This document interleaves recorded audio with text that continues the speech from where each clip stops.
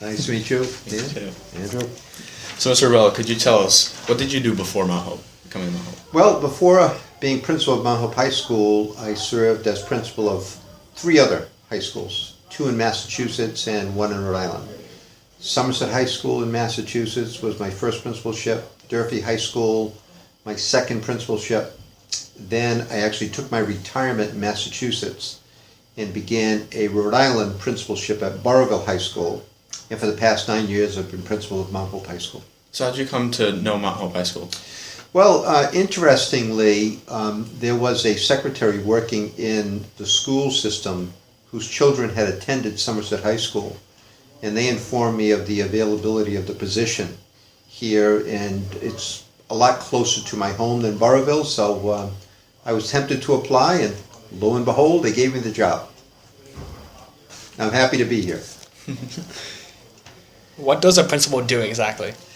Well, that's a very complex question, because I could probably spend the next hour explaining what a principal does, but just about everything that you're responsible for, you have to be engaged in to some degree. So everything from the management of the school building, supervision of all staff, you have responsibility for instruction, curriculum, assessment, testing that goes on.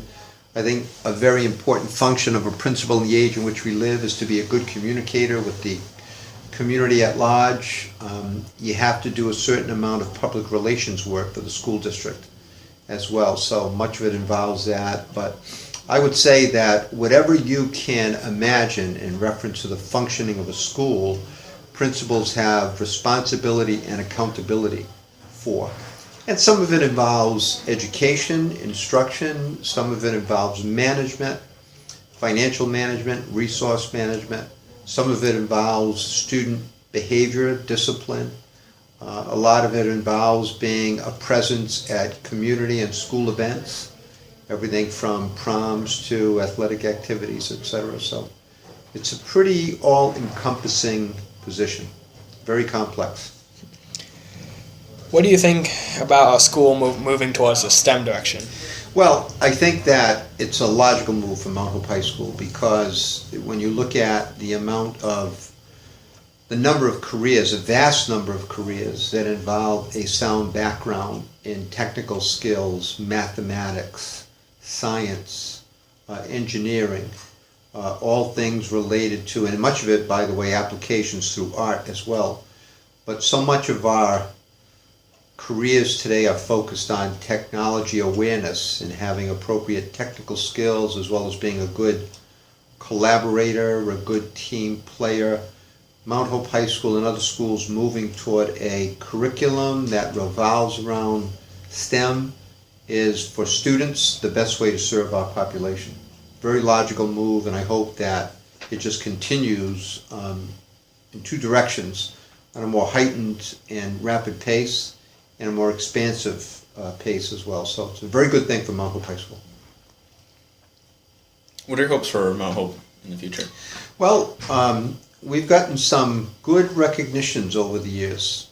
I think Mount Hope High School's stature, and I'm not saying that I've been responsible for this, because much of it was underway when I arrived here, and much of it has happened while I've been here, and the great staff we have at Mount Hope High School is responsible for it, more than anything. But we've received some great recognitions. We've been noted as a commended school by the Department of Education. You fellows may know that just recently, U.S. News and World Report announced that Mount Hope was one of the 10 best high schools in the state of Rhode Island. We've received that recognition from them just about every other year.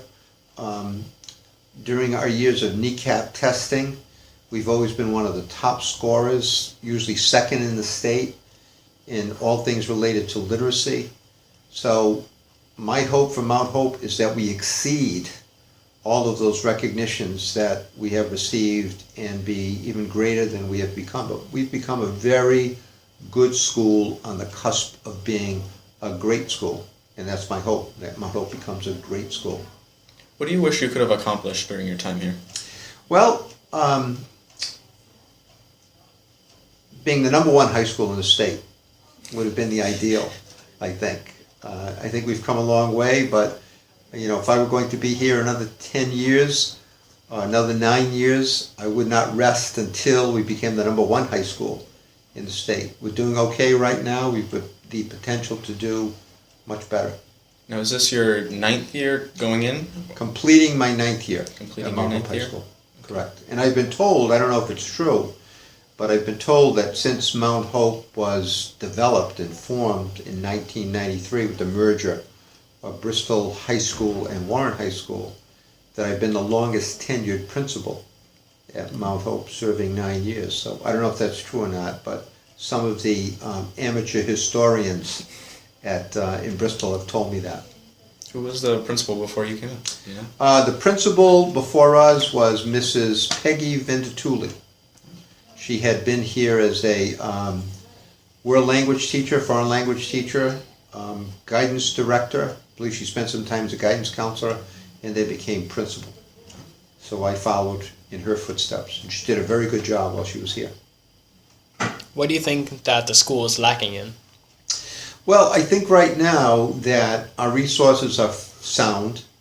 If I were going to offer some suggestions that we need to look at more closely for the future, I think we need to do more in the STEM area. I think that we have a population of students who also want to more deliberately hone their technical skills. So maybe more offerings in science-related industrial technology courses may be of benefit.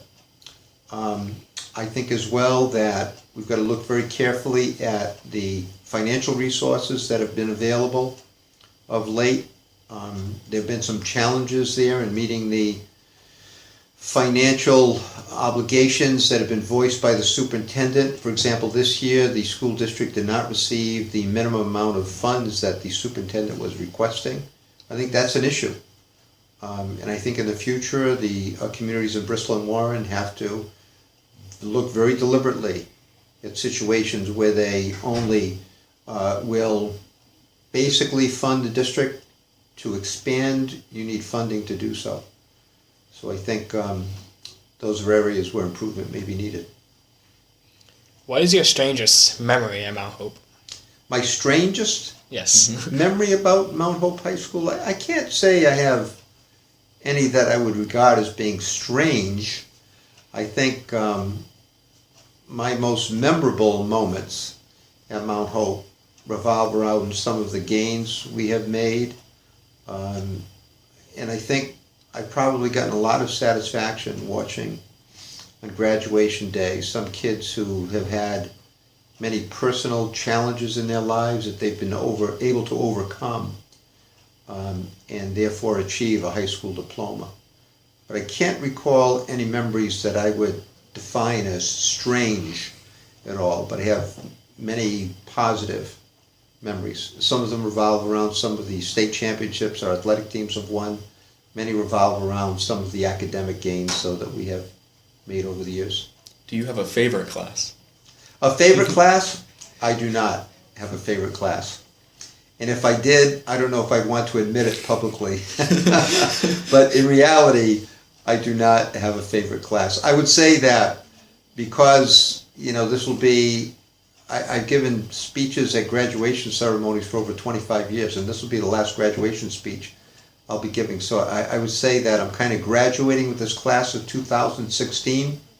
So I think that being that it's my last encounter with a graduating class, that they might stick in my memory somewhat. And there are a lot of great kids in our senior class. So, but I don't know if I would say my favorite of all time.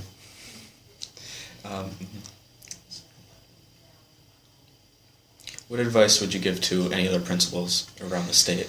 Well, I would say that, I'm very active in our State Principals Association.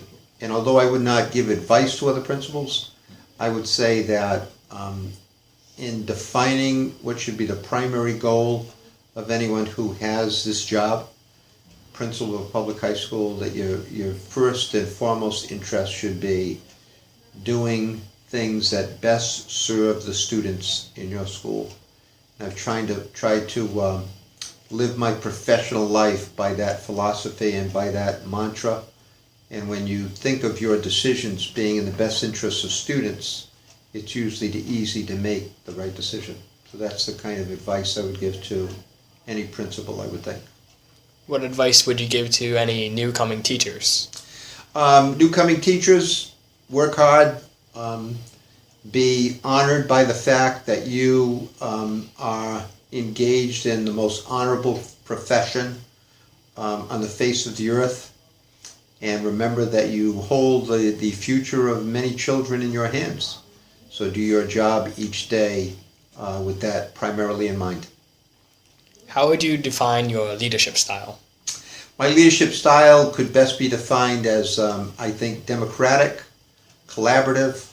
I don't make any decision unless I bounce it off my administrative team. And I think if you surround yourself with very capable people, it's easy to exercise that kind of democratic leadership style. And I have an excellent administrative team, and also supervised by an excellent administrative team. So it's ideal in that regard for me. What would you say is your favorite menu option here at Mount Hope? My favorite menu option here at Mount Hope, now that is a loaded question, but I will tell you that I would probably say that the fried chicken is pretty good. Agreed. Pretty good. I agree with I that like that, statement. and I like the snacks that they serve as well. They're not good for your waistline, but they taste good.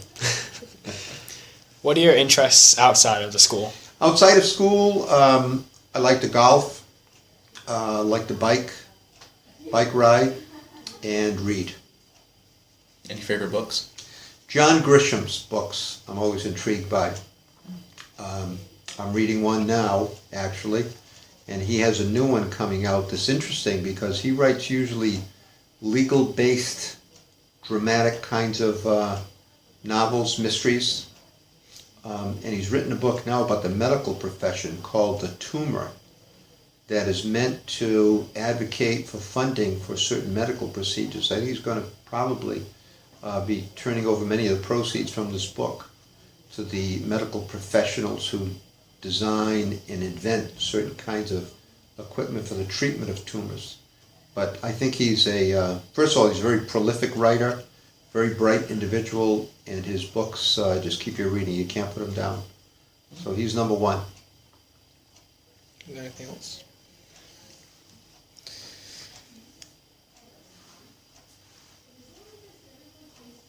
Any embarrassing moments in your career? Embarrassing moments in my career. I probably would say that sometimes when I'm making announcements congratulating kids for certain accomplishments, when I occasionally mispronounce a name and a student reminds me in the car as I pass them by as to what the correct pronunciation is. So sometimes that's embarrassing, but other than that, I can't think of many other ways that I've been embarrassed here. Any last words you'd like to say to the students at Mount Hope? Only that this is a great school, and I think like many individuals, most individuals, when I was in high school many, many years ago, you never appreciate that age until you're well beyond it. And then you say, I wish I were back there. So what I would say to the students of Mount Hope is, your 4 years of high school, cherish every moment. Because believe it or not, you will someday, like I just said, say, I wish I were back there. So savor every moment of high school. I'll say that to you two gentlemen and all other students. Thank you. Thank you. All right, Thank you, Mr. welcome. Robello. All right, fellas, thanks for the opportunity to be interviewed Thank you. by such an auspicious team of interviewers. You didn't put so much pressure on me.